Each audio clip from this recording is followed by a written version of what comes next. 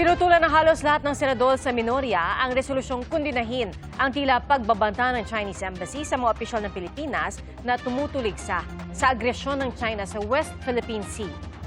Saksi si Ian Cruz. 15 senador ang pumirma sa draft ng resolusyong kumokondena sa Chinese Embassy dahil sa tila banta nito sa mga opisyal ng gobyerno na kritikal sa agresibong aksyon ng China sa West Philippine Sea. Sa resolusyon, nanawagan ng Senado sa Department of Foreign Affairs na magkasa ng mga hakbang pandiplomatiko para itaguyod ang dignidad ng Pilipinas at tiyaking ang relasyon nito sa iba pang estado ay ayon sa international law. We condemn the statements of the Chinese embassy that are, we believe, inconsistent with diplomacy and international law. Sa gitna ng pagtalakay para dyan, nirepost pa ng embahada ang larawan ng mga senador na sumusuporta sa resolusyon na unang ipinost ni Tariela na ani Ontiveros, tila tinuyapang gaya-gaya lang sila sa isa't isa. Git ni Ontiveros, bastos at walang paggalang ang embahada ng China kaya dapat i-adopt ang resolusyon. Pero git ni Minority Leader Senator Alan Peter Cayetano, mas mainam na magkaroon ng pagdinig ukol dito. May mga mungkahi ring ideklarang persona non grata ang mga opisyal ng embahada, pero di rin lumusot. Nasuspindi lang ang pagtalakay sa resolusyon. Tanging Senador Jingoy Estrada lang ang minority senator na pumirma. Bago nito ay binatikos na ng ilang senador ang embahada ng China sa Pilipinas sa banta nitong pagpapayarin ang mga opisyal ng Pilipinas na nanguudyok laban sa China.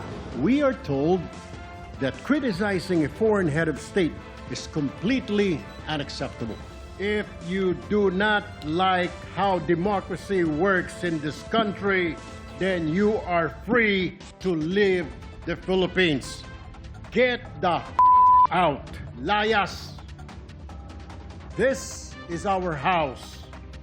Hindi sila ang boss natin at tayo ay mga tau-tauhan lang nila. Nauna nang ibinagtanggol ni Senadora Risa Ontiveros si Philippine Coast Guard spokesperson on the West Philippine Sea, J. Tariela. Pero sinundan niya ng anyay tila sistematikong pag-atake sa kanya sa social media ng gobyerno ng China. We are in a democracy. Ang freedom of speech ay hindi lisensya para sa representante ng isang dayuhang bansa na manghimasok, manakot at mambastos sa mga Pilipino dito. Even the Chinese Foreign Ministry spokesperson, Guo Jiakun, threatened Philippine officials on our very own soil. The embassy has clearly violated Article 41 of the Vienna Convention on Diplomatic Relations. Sabi umano kay Minority Senator Rodante Marcoleta ng bagong Chinese ambassador sa kanilang pulong, sinagot lang ng embahada ang paggamit ni Tariela ng caricature ni Chinese President Xi Jinping. Siguro yun ay paalam natin sa paraan na hindi tayo makakagawa siguro ng lalo pang mas malaking pagkakamali na katulad po ng ginawa niya. Kailangan po bang gumamit pa siya ng mga cartoon caricatures, pare-pareho tayong claimant?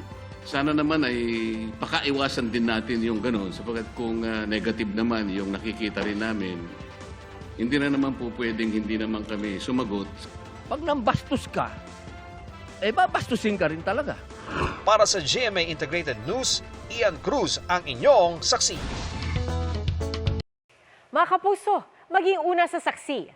Mag-subscribe sa GMA Integrated News sa YouTube para sa iba't ibang balita.